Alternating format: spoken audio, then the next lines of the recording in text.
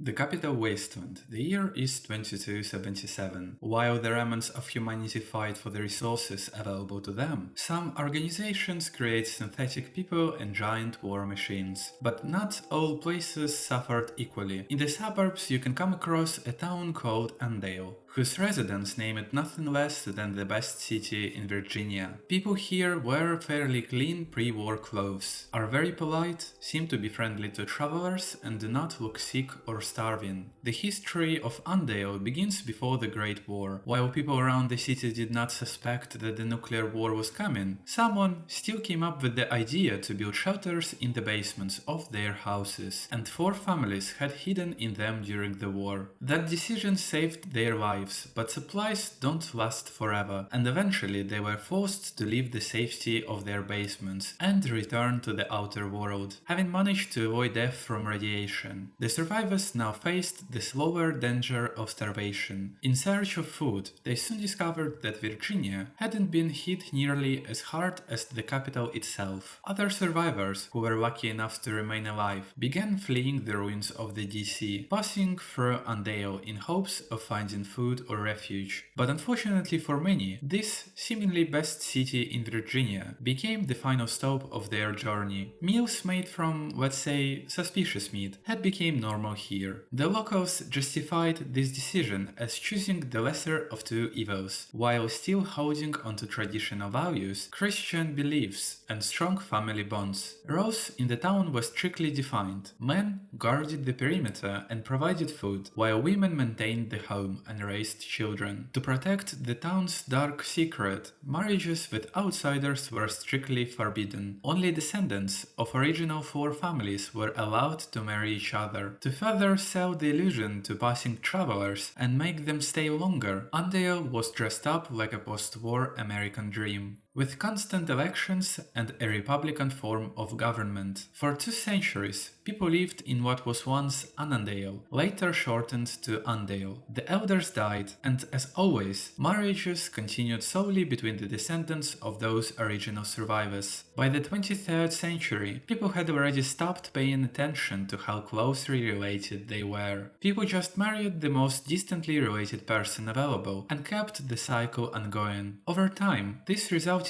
in every single Andale resident being genetically related. Everyone here shares the same blood, whether they like it or not. Gradually, it became clear to people from outside that something was wrong with this place. Many of those who visited Andale allegedly made a trip to another state or were simply never seen in the city. The town's reputation turned curse. Even caravans, always hungry for profit, started avoiding the area altogether. But things weren't perfect inside the town either. At least one man began to question the way they lived. The old man Harris, having outlived most of his peers, has realized how many travelers have never left Andale alive. Harris becomes the key to understanding what's really happening inside Andale. When you arrive in Andale, which is located in the southern part of the map, east of Tempany Tower, you'll come across a small shack at the edge of the town, also known as Harris' home. You can immediately get to the shack, literally on the border of the settlement, and talk to the old man. Talking to him, you'll learn that he was born and raised inside of Andale. He'll mention his daughter Linda, who lives with Jack Smith, and tell you that his wife has passed away. Throughout your conversation, Harris subtly urges you to leave town, hinting at a danger lurking beneath the surface. He tells you the locals' friendliness is all an act meant to fool travelers into a false sense of safety, and that anyone around knows to avoid Andale at all costs. In order to prove that it's better for you to leave, the old man will advise the player to look into the garden's shed or into the basement of one of the houses and make sure that everything happening around is false. Both locations are locked behind hard level locks, requiring lockpicking skill of 100. Alternatively, you can pickpocket keys from either Bill Wilson or Jack Smith, or simply search their homes for one. Inside, you'll find chunks of suspicious meat and human remains scattered around, which apparently have not yet become a dinner for the locals. As soon as you exit, you'll be confronted by the adults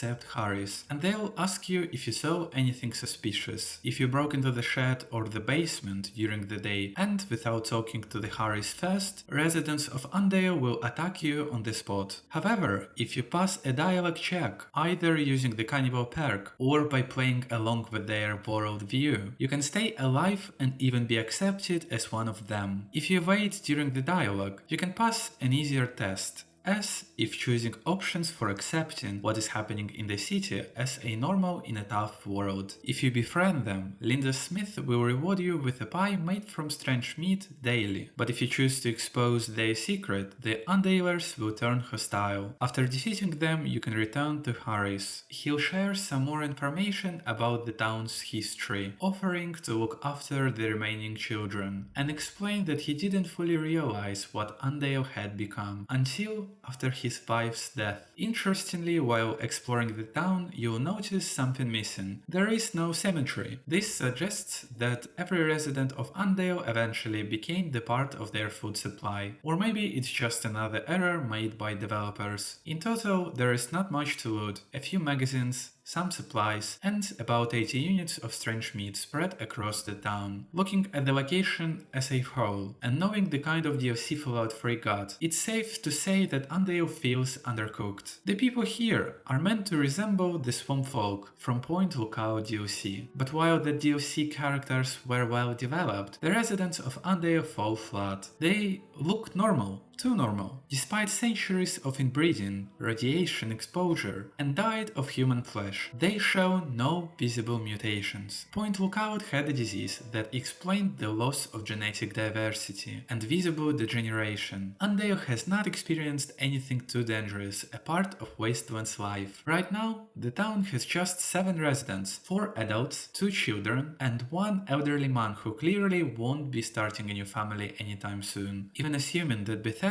treats one NPC as representing 3 or 4 people, the original gene pool here must have been microscopic. Let's say all 4 original families had 2 kids each. That's about 16 survivors at the start. Some likely died shortly after leaving the bunkers. By comparison, Point Lookout had far more land, room to grow food, and still saw its population crash due to isolation. Realistically, Andale's people should have died out long ago. Their genetic similarity must be over 99%, yet we see no signs of inherited mutations, and the location design itself feels lazy. Aside from the short unmarked quest and some atmosphere, there's really not much to do. They always have enough of fresh meat stored. Sure, there are plenty of people in Fallout as dense as Moira Brown, but even with these visitors, Andalers would have run out of food eventually, dooming the town to starvation. Also, keep in mind these people don't have advanced weapons or defenses. A single Yao guy or a squad of super mutants could easily wipe them off the map. Andale is creepy. Yes, it's memorable, but it's also deeply underdeveloped. Imagine that Andale was turned into nothing but a ruin. The player wouldn't spend any more or less time here, but the world of Fallout would probably make a little bit more sense. And that's it for now. If you enjoyed this video, don't forget to leave a like, subscribe to the channel, hit the bell button and share your thoughts in the comments below.